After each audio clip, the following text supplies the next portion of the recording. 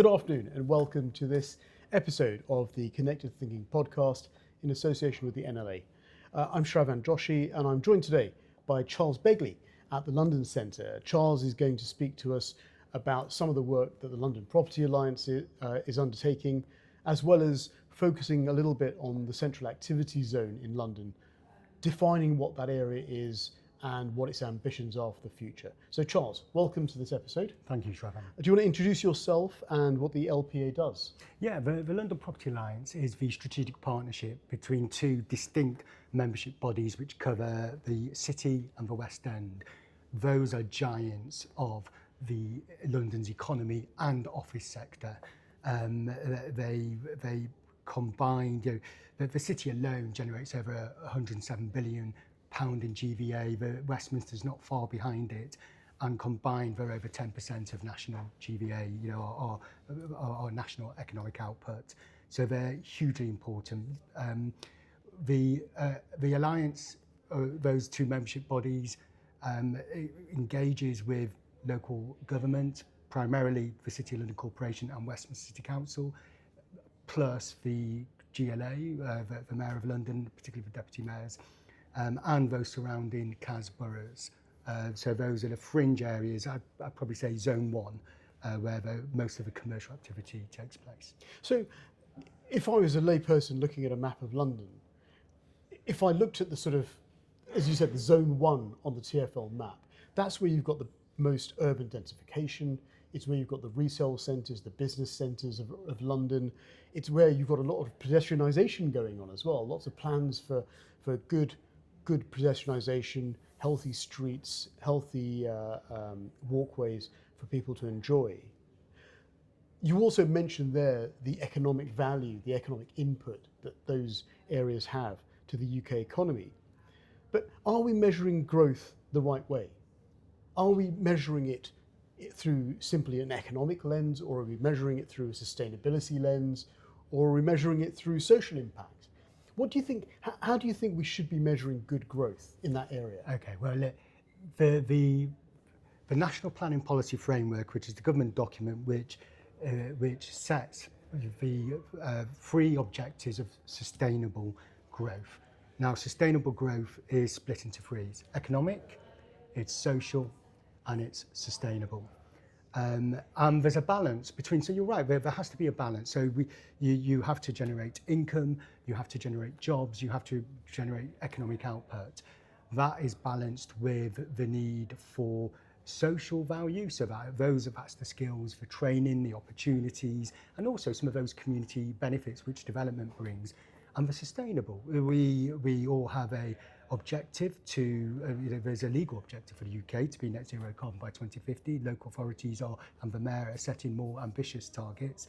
And the industry, to be honest, is actually, the property industry is driving that, primarily because it's led by, driven by consumer demand.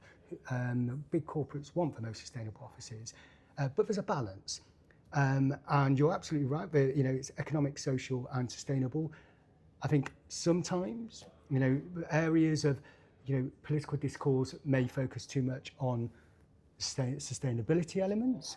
As important as they are, you won't get any sustainability and you won't get any social impact and you won't get affordable housing if you don't have economic growth. It's a really good turn of, very simple, simplistic way of saying it. There's no good growth without any growth. That's a very poignant way of putting it, actually, and quite stark, that we do need to create jobs in the centre of London. And that really is critical to our economy.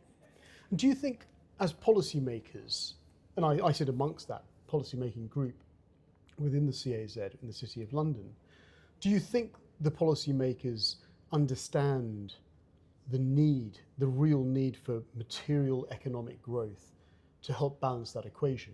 Because we all have lofty ambitions for sustainability. We can all make statements about social value and social mobility that we want to achieve.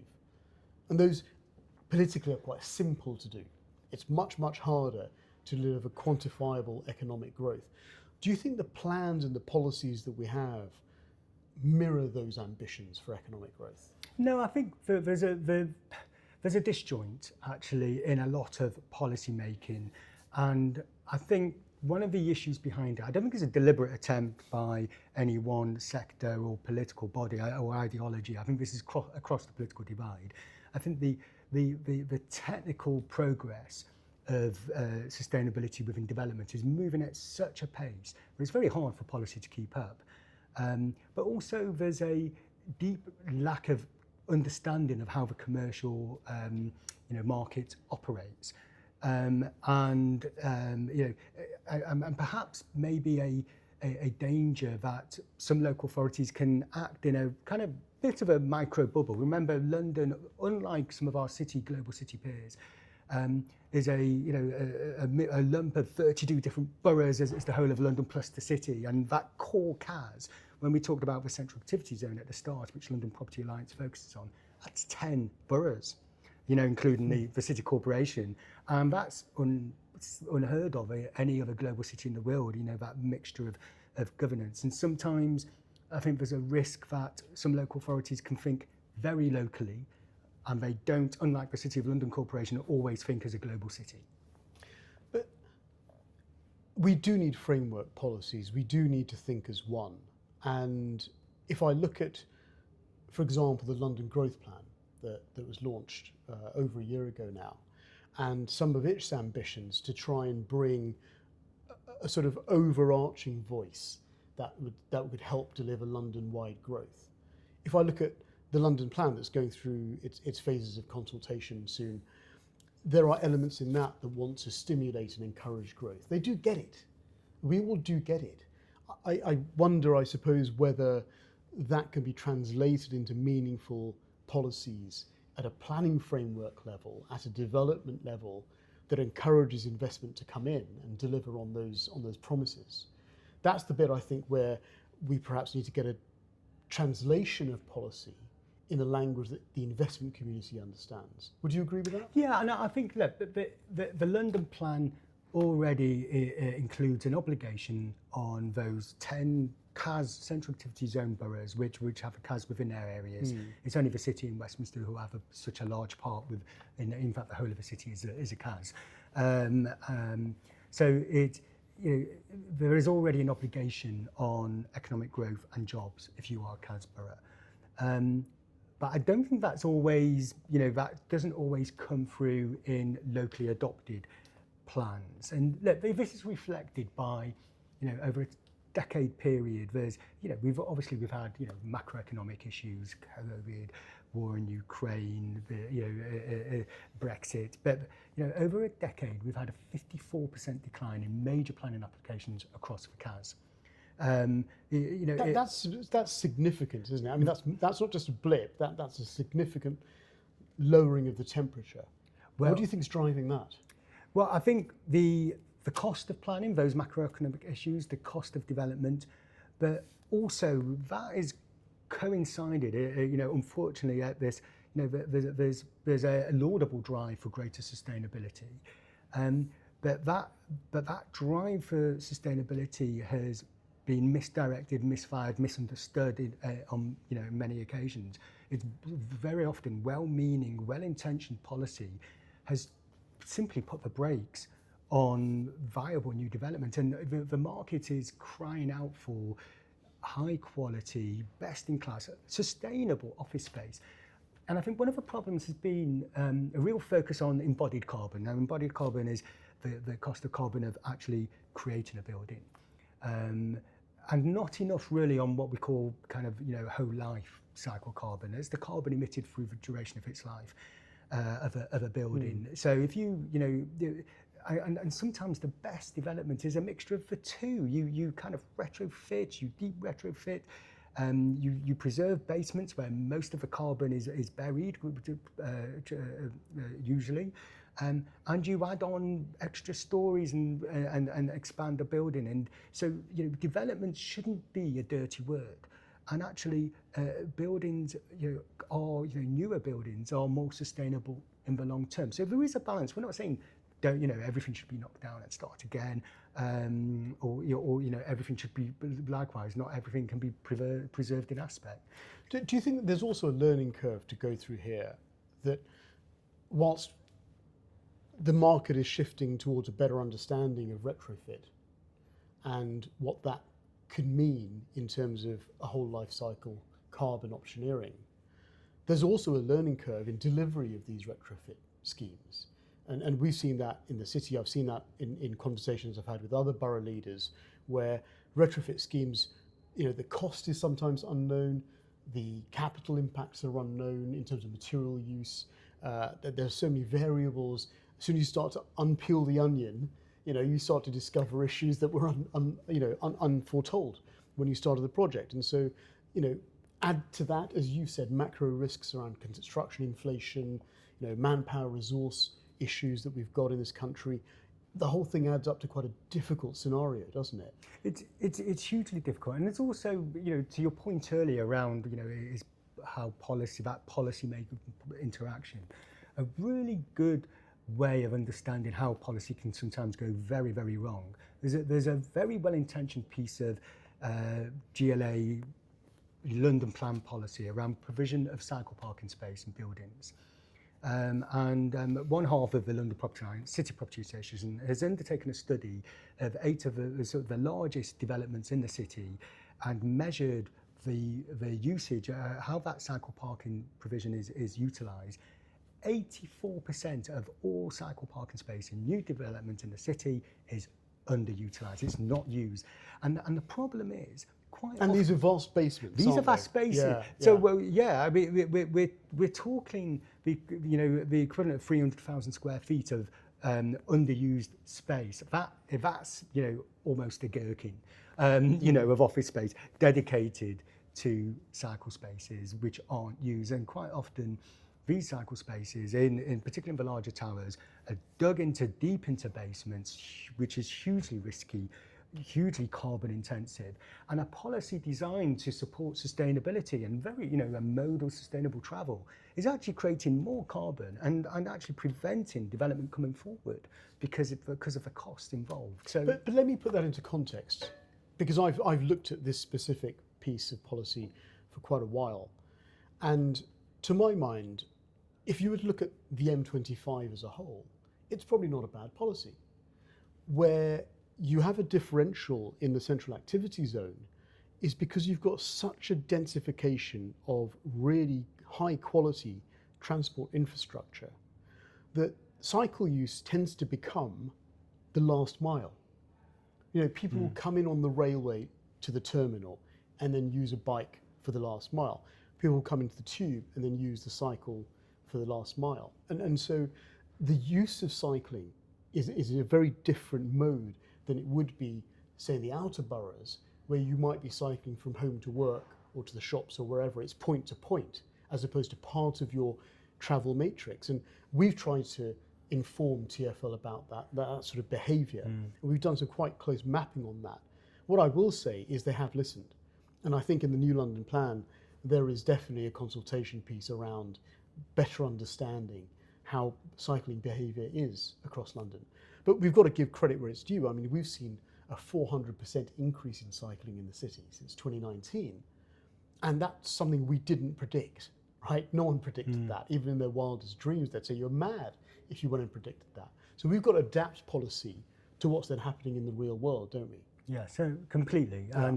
And you're right, some other parts of London, maybe some other parts of the CAS may not have such extreme examples. I think the city is an example because of the sheer size of the floor plates of some of those buildings and the demographic of the workers who come here. But if that is an issue, and it's a really good example of well-intentioned policy sometimes not working. And what I think we really need is the public and private sectors. They work best when there's trust, when they engage, when they collaborate, and they share that understanding. Because ultimately we're both on the same journey, and it should be a much more collaborative approach rather than sometimes the planning can be adversarial. Yes.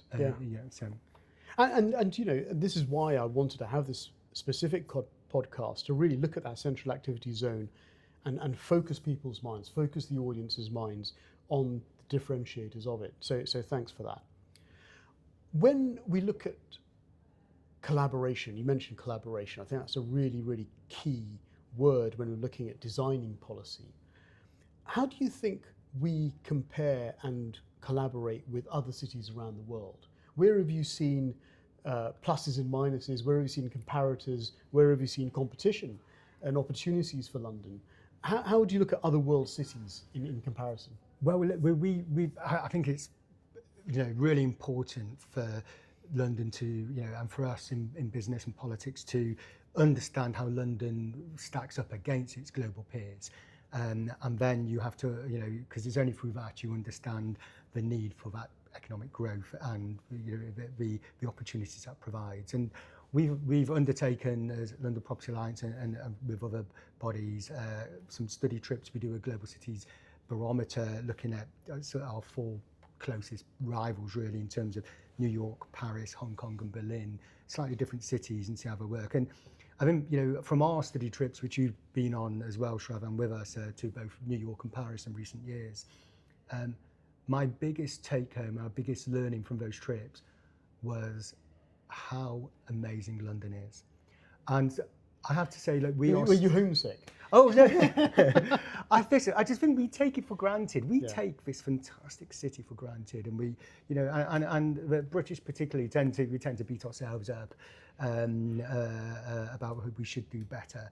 And I think London, at many levels, is ahead of the curve on sustainability, on placemaking, on that collaboration, and on that supporting communities. And I think we really should hold our head up high, because one thing we find when we go to other cities is that actually other cities are looking to London for leadership and where they can learn. But it's not to say there aren't other things to learn from those. And I think perhaps one of the biggest advantages some of those cities may have over London, I think, goes back to that governance point. The reason maybe the City of London works so well is because it does listen to that business voice and is focused on supporting business and economic success, whilst all delivering on the other points in terms of a sustainable development, both social and sustainable. But that unified political structure enables big city authorities to actually not be blinded by kind of localized opinion. No, I don't mean ride roughshod over local opinion, but in terms of sometimes you have to act in the strategic benefit of the capital and of the country. And sometimes that might upset a couple of neighbours, a local street here, an amenity society there. But this is, the Central Activity Zone is strategically important to the UK's economy. It generates too many of the jobs, too much of our employment, for it to act like a parish council. Yeah. So I think that's probably the biggest difference between how those major cities work. Yeah. And one thing I want to pick up on is the impact of investment into deep infrastructure. So if we look at the Elizabeth Line, which I think we've all celebrated in London at some point or another, we've seen hundreds of millions of journeys now. I can't remember what the latest figures are, but hundreds of millions of journeys since it started. It's brought about 1.4 million more people from the southeast to within a 45 commute of central London, which is phenomenal. I mean, that social mobility in itself creates huge job opportunities. Where do you think our message should be to investors to say, these are the areas we want more investment in? What do you think those key areas are? Well, I think transport is really important, and Elizabeth Line, it cost £22 billion. It's already estimated to have delivered £42 billion worth of benefit to the UK economy. And everyone, as soon as it started, and I remember this conversation, when it was all being built through, and everyone's like, well, it's so late and it costs so much. And again, as you said before, we beat ourselves over the head about it, didn't we? As soon as it started, it was such a joyous thing to experience, wasn't it? Yeah, and you could say the same with the Olympics and same with other things we do really well. So I'm going to take a slightly different approach. So in terms of rather than choosing, I don't think it's up for government to choose winners. The market will drive that. So you've got knowledge sectors and you've got health and life sciences and academia, really important actually, academia, huge growth sector. But fundamentally, and it's blindingly obvious, but the government is blind to it. Offices are our critical infrastructure, but they're not classed as such. Data centers, gigafactories, is classed as a critical infrastructure. And one of the points we have made as London Property Alliance is we're repeatedly making it, government should class offices as critical infrastructure, simply because we are a service sector economy. The UK service sector economy, 83% of economic output is via the service sector. That's 84% of jobs across the entire UK. London is even higher.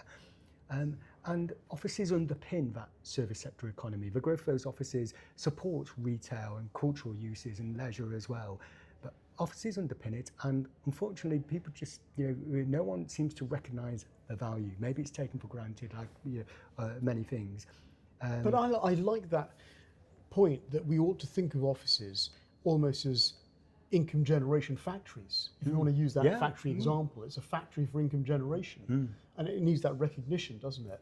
And there's been reports, data of every 100 office workers can in turn supports up to 18 other jobs, whether that's various supply chain and retail, hospitality, local outlets. So it's hugely important, and the unique placing of London and its brilliant transport connections is that actually central London in particular is also a very sustainable place in which to place these massive income generators. The amount of carbon emitted per office worker is a fraction of carbon of workers elsewhere in the country. It's because most workers travel by public transport. You have that densification of uses, and in turn that also provides agglomeration benefits of knowledge and sharing as well. So there's huge benefits to this, the urban, these creative urban centres of knowledge. Yeah.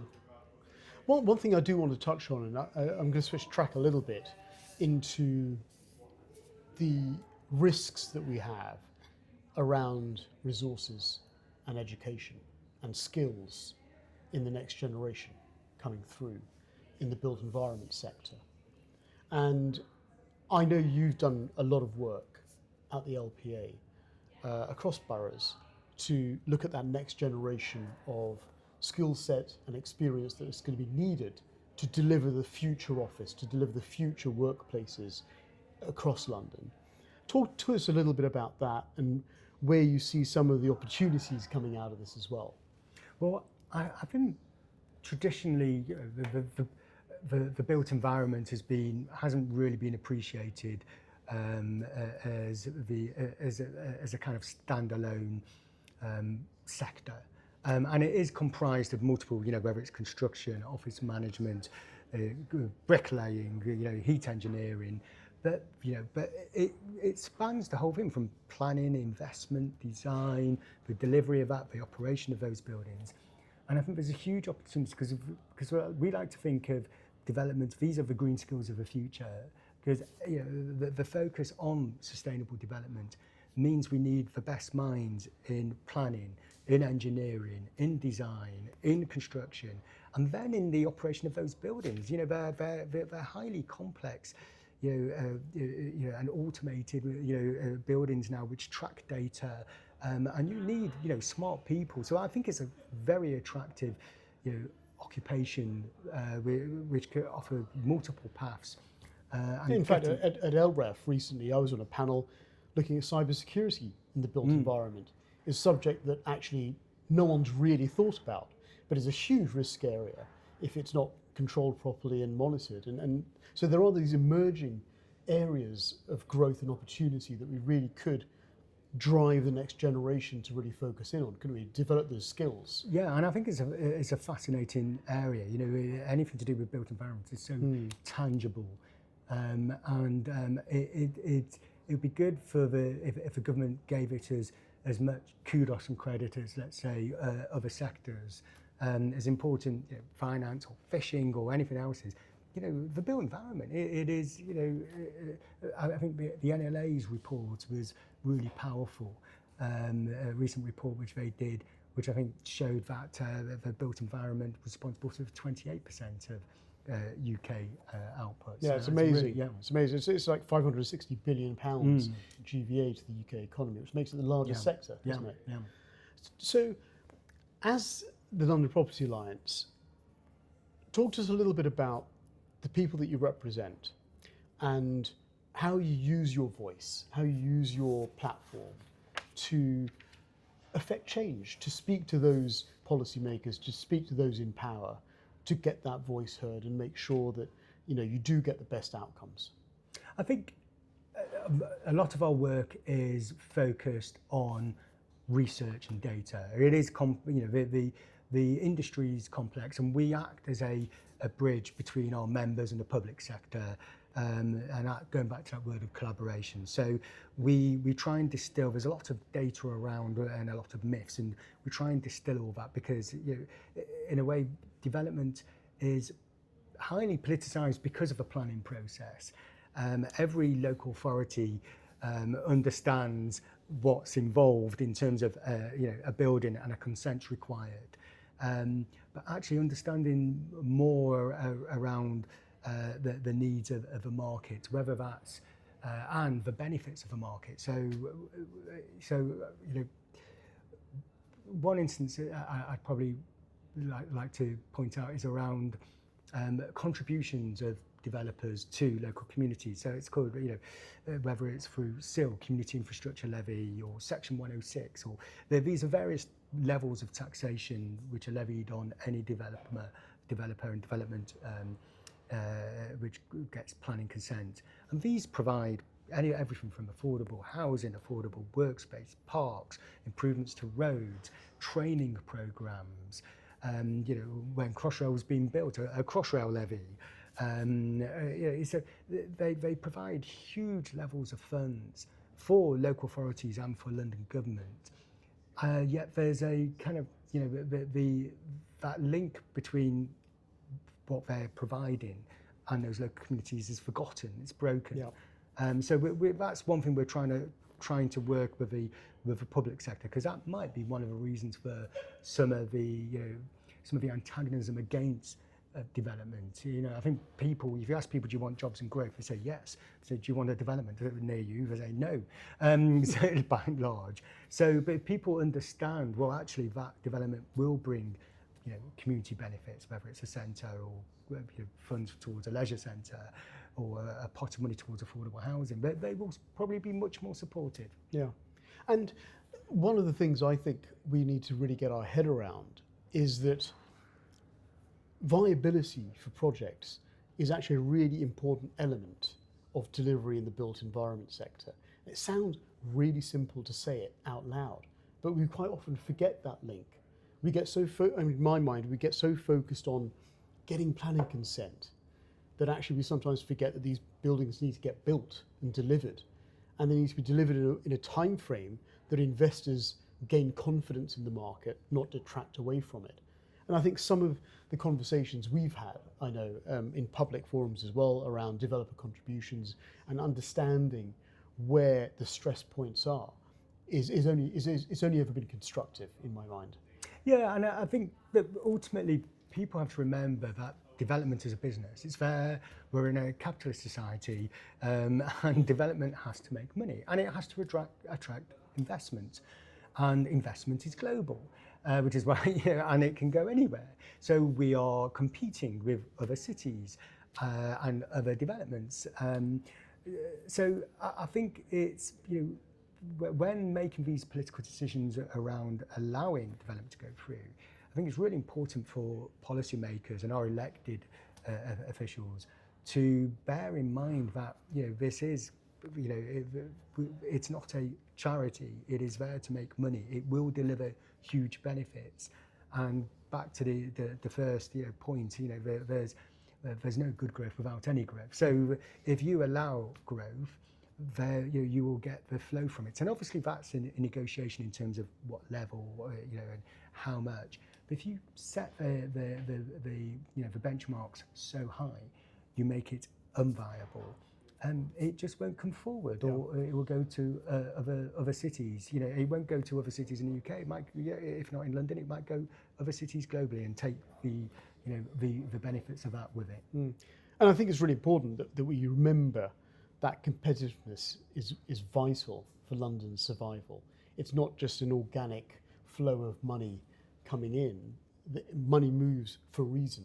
And I suppose as policymakers, as trade body representatives, as the development community, we've got to make sure that that value proposition is really well understood for the investment community, don't we? Yeah, and I think, you know, we're very fortunate. You know, we have that stable environment, and notwithstanding the complexities of investing in London and the myriad of local authorities in which to deal with. That core CAS, you know, you've got a city in particular, you've got Canary Wharf, you've got the West End.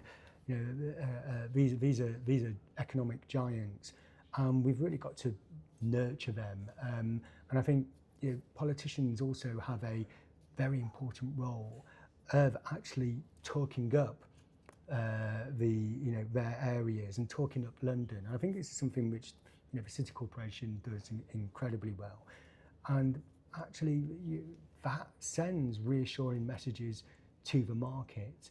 In itself. So I think politically we can be much more welcoming if collaboratively we can ensure that policy delivers on that social contract with communities, delivers, you know, those skills and opportunities locally, but also allows, you know, is flexible enough to allow development to come forward. Then everyone will benefit through that. Brilliant. Charles, thank you very much for joining me this afternoon. I found it very informative. I hope our audience learned something more about the LPA, its activities, and how it's representing the best interests of the Central Activity Zone. Thank you very much, Charles. Okay, thank you, Trevor.